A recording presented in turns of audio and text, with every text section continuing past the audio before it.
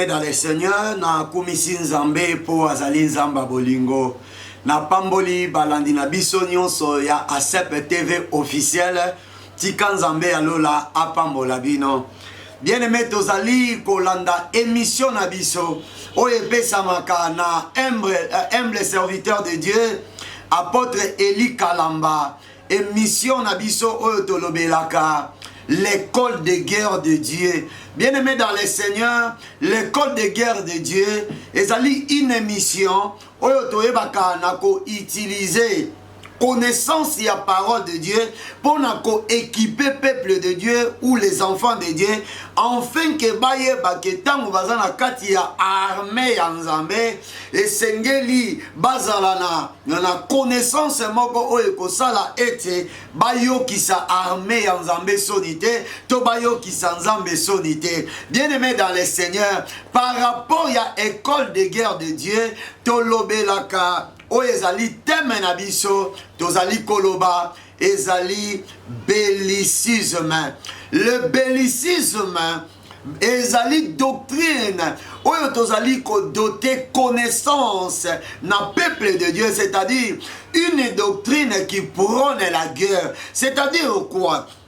Un belliciste azali mutu oyo ayebaka na ko résoudre makambo nyonso au travers la guerre. Bien-aimé dans les seigneurs, nalobaka yango chaque fois. Soki babangaka États-Unis po bazana basi ya kitoko te. Babangaka États-Unis po balonaka masangu te. Babangaka États-Unis po na makambo moko te ya pamba oyo biso to raisonnaka. Mais babangaka États-Unis parce que bazana connaissance ya guerre pe bayebi ko fabriquer manduki. Bazali ba grande puissance par rapport à la fabrication ya manduki na bango. C'est pour cela monaka ba pays ebele et bangaka bitumba na bango. Bien-aimé dans les seigneurs, au travers la parole de Dieu, nzamba pesa biso connaissance ya koeba ete yemoko nano azali un grand fabricateur ya ba arme pe azali faiseur ya ba roi, faiseur ya ba guerrier,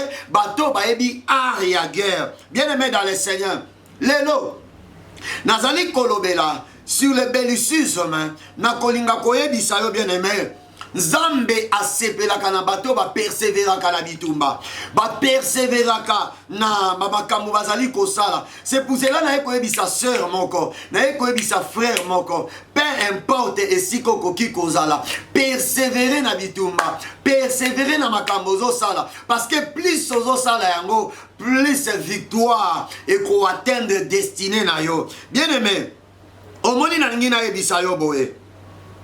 Par rapport il y a kondimela Jésus-Christ comme Seigneur et Sauveur. Mukolo kaka oyo yo ondimela ki Yesu comme Seigneur et Sauveur. Nde mukolo wana bitumba ekota ki na vi na yo. Nde mukolo wana Satan ayeba ki na komona yo comme ennemi juré na ye. C'est pour cela okola nanga malamu bien-aimé dans le Seigneur. Omoni nzambe. Nzamba zana ba makambo mosusu déjà asala. Il suffit aux alakaka conscient na yango et si li Satan akobundisa o lisusu te peso ke ameki kobundisa yo ayebi ke batwa boye nde ba memelaka nga échec pe ba memelaka nga soni. C'est pour cela Satan landaka mingi balembele bato bazana connaissance te. Bien-aimé dans les seigneurs, togoyana nukotanga verset moko ogoya mona makambo nzamba zoloba na Israël. Tozolobela le bellicisme. Bien-aimé, omoni mutu aza belliciste a utilisé la parole de Dieu comme une arme, parole de Dieu comme un manteau, il y a protection na ye. C'est pour cela tokotanga na kati ya liloba na nzambe okoya komona makambo nzambe azali koloba. Exode chapitre na yango, Exode chapitre 23, verset 25. Je lis la parole de Dieu, 25 à 28. Vous servirez l'Éternel, votre Dieu, et il bénira votre pain et vos eaux. Et j'éloignerai la maladie du milieu de toi. Il n'y aura dans ton pays ni femme qui avorte, ni femme stérile, je remplirai le nombre de tes jours. J'enverrai ma terreur devant toi. Je mettrai en déroute tous les peuples chez lesquels tu arriveras. Et je ferai tourner le dos devant toi à tous tes ennemis. J'enverrai les frêlons devant toi et ils chasseront loin de ta face les Éviens, les Cananéens, les Étiens. Amen. Bien-aimé dans le Seigneur, Nzambe tango abimisi Israël, il y avait une parole d'assurance au travers Moïse. Et cette parole, il y a comme arme Israël va tambola na yango. Et cette parole, c'était comme un manteau où Israël va se couvrir pour la protection na bango, afin que base la sécuriser et épargner na bamakamono se kokiko comme la bango. C'est-à-dire quoi? Pouvoir et sa conscience, autorité et sa conscience. Bien aimé, na ye na moment oyo ko sensibiliser conscience na bino kolinga koyebisa bino eteke Nzambe ya lola par son amour apesaki parole et pas ya Moïse, et cette parole là oyo ya apesaki bango ezalaki parole ya ko armer esprit na bango, ya ko armer tempérament na bango. Alobi nini tangu boko salelanga bien aimé dans le Seigneur, kosale la Nzambe ezalaka na ba retombe moko positive, ba retombe oyo Nzambe azali kopesa na mutu azo salela ye. Bien aimé dans le Seigneur, alobi tangu boko salela ngai Nzambe na koyeba na ko bénir lipa na bino. Alobi lisusu ngai Nzambe na ko éloigner maladie liboso na bino. Ngai Nzambe na kosala ete mwasi avorté. Ngai Nzambe na kosala ete mwasi azala stérilité. Alobi même que plus boko salelanga akotondisa meke mikolo na bino na se na moi oyo. Bien aimé dans le Seigneur, Nzamba zoloba nini ke j'enverrai la terreur devant toi. C'est pour cela nazoyebisa moto moko oyo azosalela Nzambe, nazoyebisa belliciste moko, nazoyebisa muto yayebi bellicisme ete oza guerrier oyo tango ozotambola ozali ko-inspirer terreur en face de tes ennemis. Oyokinga malamu te, ma soeur et mon frère, yo oyo ozosalela Nzambe, Nzambe atiaka pouvoir moko, atiaka charisme moko, a armaka biso na autorité moko oyo ekosala ete banguna na yo babanda kobanga yo eno yo banga bango. Alléluia. Tika Nzambe alola so lokomo nazoyebisa moto moko banguna na yo babanga yo yo koki kobanga bango te. Nazoyebisa mama moko tala mbana na yo abanga yo koluka kutu to discuter na ye. Eza problème ya ba force, eza problème ya autorité, eza problème ya pouvoir, eza problème ya tempérament nini oyo yo zanango vis-à-vis ya ennemi. C'est pour cela Yesu azali kolobake dans Matthieu chapitre 10 yango nezaka verset de base na biso. Matthieu chapitre 10 verset 16. Alobi voici je vous envoie comme des brebis auprès des loups, mais soyez prudents comme les serpents. Bien-aimé dans le Seigneur, yoza n'importe qui te oyo mutu akoki ko agresser facilement, ko menacer facilement. Na verset na yango 34 alobi que voici je ne suis pas venu donner la paix mais le paix. Bien-aimé dans le Seigneur, c'est déjà un pouvoir que Jésus a armé ses serviteurs, ses disciples, ses apôtres. Azo armé bango kenayaki ko pesa bino épée. Pour dire quoi? Nzamba zali koloba. Ayebisi Moïse. Alobi ke nakotinda terreur. boko banda ko tambola ko bangisa. Nazoebisa maman moko à partir d'aujourd'hui. Tika pouvoir yako bangisa. Ekota na kati na yo. Tika pouvoir yako banda ko lengisa banguna na yo. Yango nazoebisa moto moko. Persévérer devant tes ennemis. Affronter bango. Bako sala eloko moko te. Mwana na nzambe azalaka na ba marque moko kati na ye. Oyo soki monguna tali. Alobi espèce aboye. Soki na approché eza échec na vie nanga. C'est pour cela tika marque ya Christ eza la kati na yo na kombo na Yesu Kristo. Oza n'importe qui te oyo mutu akoki ko agresser facilement. Oza n'importe qui te oyo mutu akoki ko ya a déloger yo na territoire. Oza n'importe qui te oyo mutu akoki ko ya ko faire échouer yo. Nzamba za malamu. Bien-aimé nzamba za malamu. Alobi nini ke nakotinda awa Bible ezali koloba na 28 alobi j'enverrai les frêlons devant toi et ils chasseront loin de ta face les Éviens, les Cananéens et les Étiens. Bien-aimé, frêlons ezali espèce ya banyama oyo bazalaka na pouvoir ya ko déchirer biloko, bazalaka na pouvoir ya ko détruire ba verdure. Or, tangu bana Israël babandaki ko tambola, tomonaki ba nyama liboso na bango te po ba déchirer ba verdure. C'était un pouvoir, c'était un mystère que Dieu a utilisé automatiquement auprès des enfants de Dieu. Quand il marchait, ce pouvoir déchirait ses ennemis. Bien-aimés dans le Seigneur, naye koye bisayo boy. Na katine dans le pouvoir ya frélon. Où ils ont chassé ba Cananéens. Où ils ont chassé ba Étienne. Où ils ont chassé ba Jébusien. Il suffit de croire na Christ comme Seigneur et Sauveur. Pouvoir wane pesa melio. C'est pour cela makambo mususu loba kama loba. Ozo loba que Seigneur, avec l'autorité que tu m'as donnée, je m'en vais menacer toute personne qui s'élève contre ma destinée et que cette personne-là plutôt soit déchirée et soit renversée au nom de Jésus. Nazo déclaré na vie na yo frélon et kota PFR kobangisa banguna na yo et même ma terreur na banguna na yo nazo déclaré frélon et bala ko se manifester na kati ya destinée na yo na parcours na yo na trajectoire ya vie na yo afin que banguna na yo babanga yo te okoki ko banga banguna nde fingeli babanga yo yo kama kama David azoloba et c'est pelisa kinga David azoloba liloba moko Psaume chapitre 27, na 3.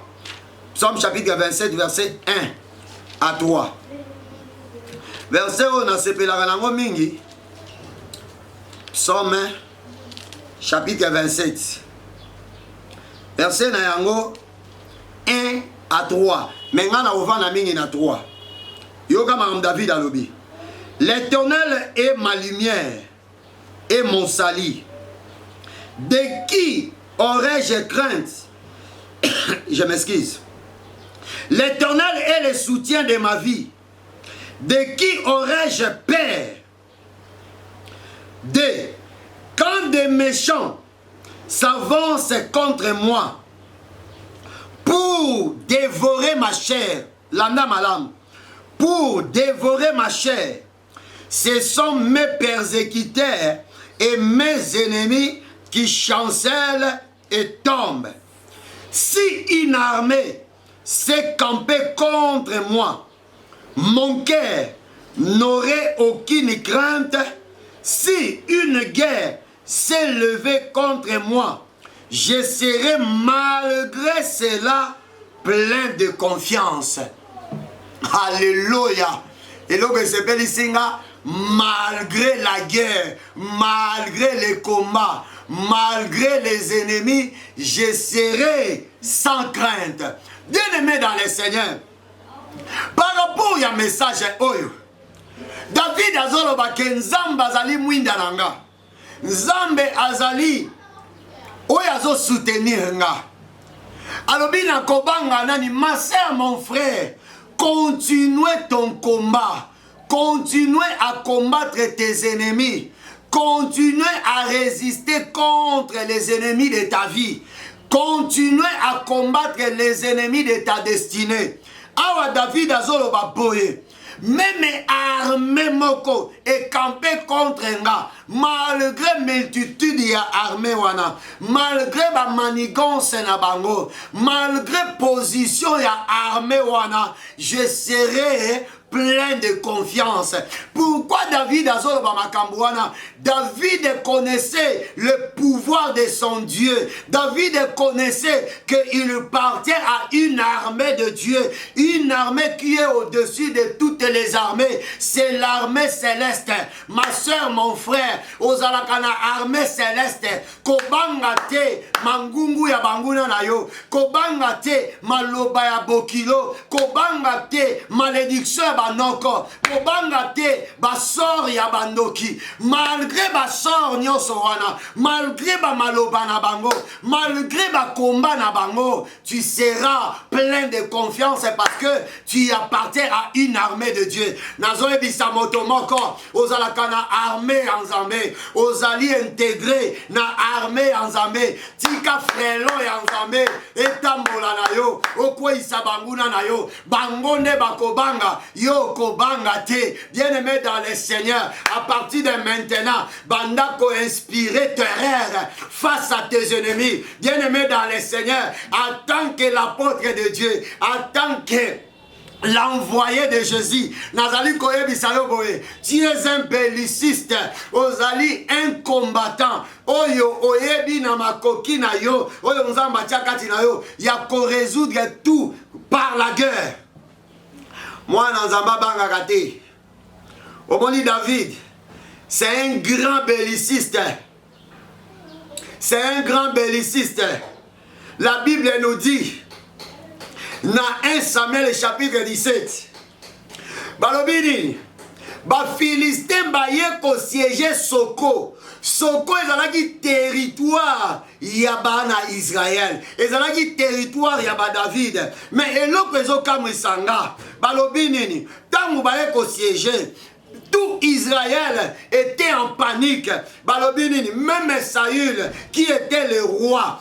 Ah, malgré azalaki géant, malgré nenga azalaki, Bible zolo banini ke, bango nyonso babandaki kobanga, eloko kute bandaki kokamisanga, tangu ndeko Goliath azo avancé, tangu azo avancé liboso na bango, bango kutu bazo kumisa ye, voilà comme il marche, c'est un homme préparé à la guerre dès son enfance. Bien aimé kokumisa banguna na yo te ko basé le côté liboso na yo kokumisa mbanda na yo te azé le côté abanga kayo ko le côté ekate abanga kayo na zebisa moto moko banguna na yo babanga kayo na zebisa moto moko satan banga kayo ba sorcier babanga kayo ma sœur nengo zawana ba sorcier babanga kayo. C'est pour cela de konabiso David azolobake malgré une armée c'est camper contre moi, je n'aurai jamais peur, je n'aurai jamais la crainte, parce que ces ennemis-là,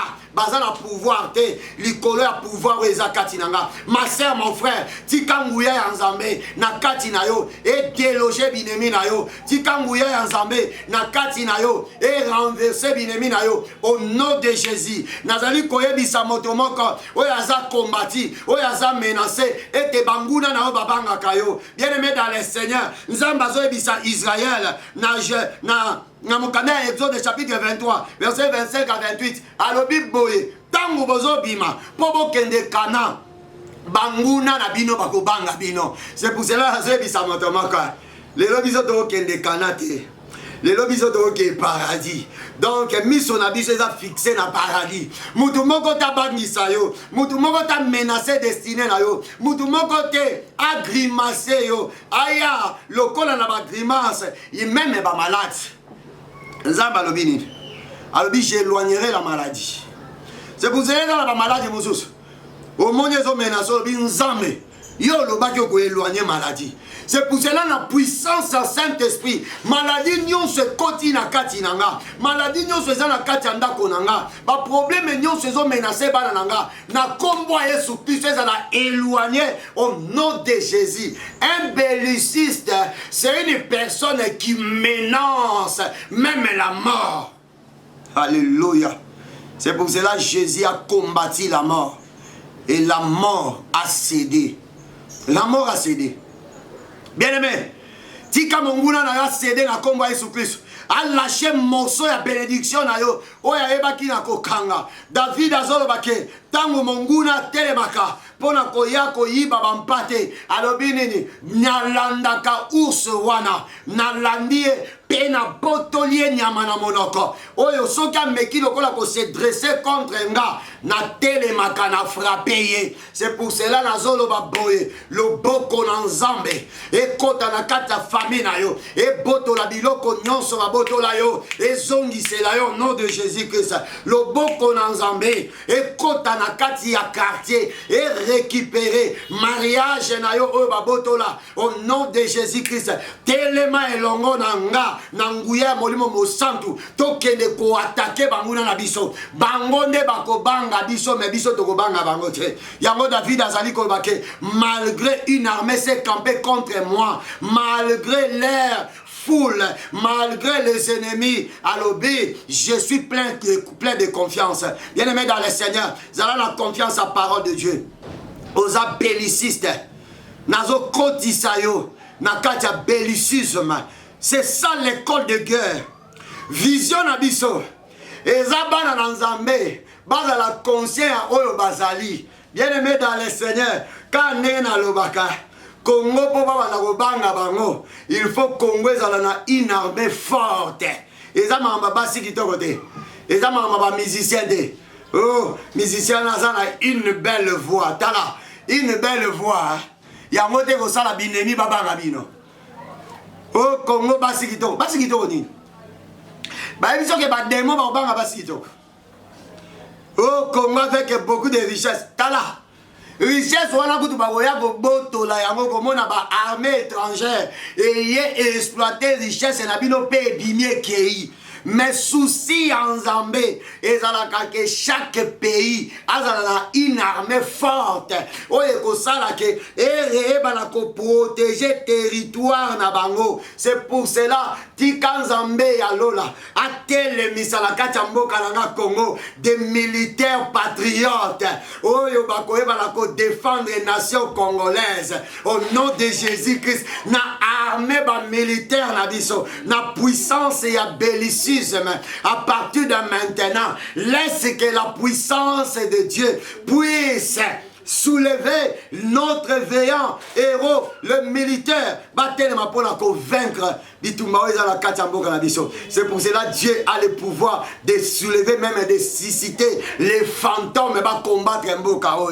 Quand on a le barato, belle la minimum cimetière, et qu'il n'a pas bitumba, bien aimé dans le Seigneur, mon colomoko.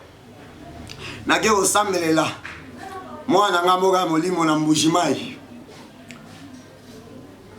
lopango na ye locataire abandai koboya kobima aye kozwanga nazalaki na jeune na pasteur na biso Vincent Chibamba tokende kosambela basali ba procédure nyonso po locataire abima azoboya kobima parce que azalaki na mbongo azalaki na ba relation bien aimé. Et ça, oui, on va la justice. Et ça, on va la justice. Parce que, si on a la justice, la moto est le plus fort que toi. Na connaissance, na mbongo, na relation. Il peut tout manipuler, il peut tout manigancer pour qu'il à soumettre. Mais il y a une personne invisible.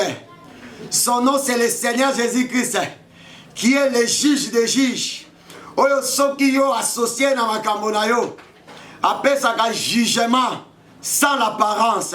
Tika juge wana kota la vie na yo. Après ça jugement na ye ça l'apparence na kombo Yesu Kristo to kota na ndako ya mosali wana lopango na ye une belle parcelle atongaki yango kitoko na cité ya malamu pe na Mbujimai moto azalaki wana azali na mbongo azoboya kobima tokoti na ndako to baluki na ndako neti tozotala tozosala ba prière yoka prière na biso bien aimé nga naza belliciste nzambe bademo nyonso tobengana na délivrance milimo nyonso tobimisa na kati ya bato na délivrance napesi ordre na milimo wana ezonga ye ya kovanda na ndako oyo à partir de maintenant milimo wana evanda na kati ya ndako oyo topesi yango siège na kati ya ndako oyo parce que moto oyo aza na kati ya ndako oyo aza lisusu légal te lokola corrompre bato nyonso azoboya kobima tobengi baesprit baye kovanda na ndako na bandeko dans 2 jours cet homme est sorti sans la garantie oh aya lokola botikela nga 2 jours non donc abengi mutuka ya munene ememi biloko azwinda biloko amemi yango ake nango esika mosusu atiki ndako vide pourquoi alobi depuis mukolo lopango amemelaki nga banganga ya benga biso banganga bien aimé dans le Seigneur oyebaka te nini oza nango comme pouvoir oyebaka te nini oza nango comme autorité. La parole de l'évangile c'est un pouvoir, la parole de l'évangile c'est une puissance. Bien aimé dans le Seigneur, parle, Jésus est là pour accompagner ta parole. Balobini donc ndeko wana bimi alobi alalité bana na ye na chambre ba esprit bazo mata bazo kita bazo menacer ye ba esprit bazo gangela ye c'est-à-dire akoki kolata kolala te parce que ba menacer ye alobi banganga bayaki na lopango oyo ba menacer nga ba bwakelinga milimo. Oh bien aimé dans le Seigneur soko ye bagate Jésus peut utiliser n'importe quel esprit pour sa gloire. C'est pour cela, de même manière que nous chassons les esprits, de même manière que nous pouvons les appeler et leur donner des ordres. Alléluia. Tika milima ba cimetière et bima. Et que na ko menacer bando ki a quartier na bino. Tika milima ba fantôme et bima.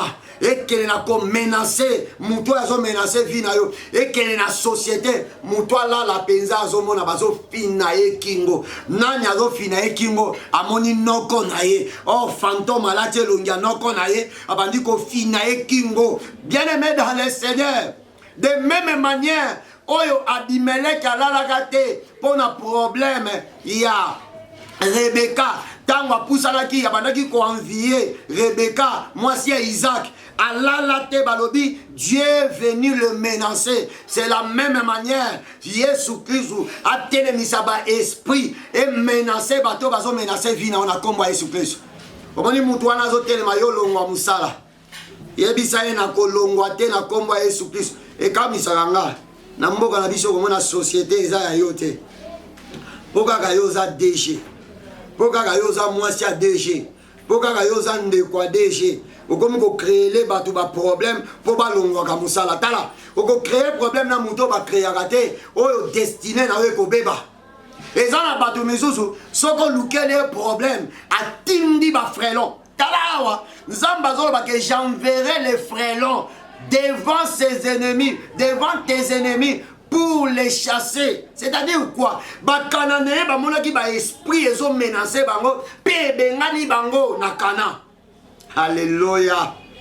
Tika nzambe na nguya molimo mo santo atinda ba esprit ebenga na mbanda na ona libala abima na libala na kombo ya Yesu Kristo avanda kaka bo akanga bisaka abanda ko sentir motema ezobeta motema ezobeta motema ezobeta ezebise bima bima bima abima atikelo libala na kombo ya Yesu Kristo oyebi kamisaka nga okomona mwana nzambe bazoela libala na mopagana mais mon pagan azo gagné moi nzambe oh ba chrétien nini ya kibebu boye ba chrétien kibebu oh to benga na Kikongo kibebu eza muto ya lelaka bano balelaka lokola bazwela ye c'est-à-dire moi na mususu okomona akondi asali lokola mwa sanga azobela chrétien nini ya sanga oyo nzambe chrétien mobimba lelaka ya kibebu mwana na nzambe lelaka te. Tellement en toi il y a un pouvoir. Utilise ce pouvoir pour chasser tes ennemis. Nakatia. Oui, bien aimé dans le Seigneur. Comment vous allez kibebu? C'est-à-dire muto ya mitika kababeta kaye. Kibebu ezaka na bano balelaka o babeta bango pamba. So iba osaka na baninga na ye babeta kaye kaka. Mama babetinga, papa babetinga, bana ba rapport. Bien aimé, tala, et là, papa mosusu, babeti mwana ya lobi, yo peso ki babeti yo sala nini, zongisa. C'est-à-dire quoi? Nzamba za na besoin, yo po zongisaka. Yo ka verset moko, o ya suka pona to kita. Okoya komona, Deutéronome chapitre 32, verset nango 31. Yo ka ne Bible ezali koloba, car les rochers n'est pas comme notre rocher. Nos ennemis en sont juges. C'est-à-dire quoi? Libanga na biso. Pe libanga banguna na biso. Moïse azo ebisa bana Israël azo armé esprit na bango. Alobi boye. Nos ennemis en sont juges. Que les rochers ne sont pas comme la nôtre. C'est-à-dire, libanga na bango eza lokola libanga na bisote. Or, notre rocher, c'est le Seigneur Jésus-Christ.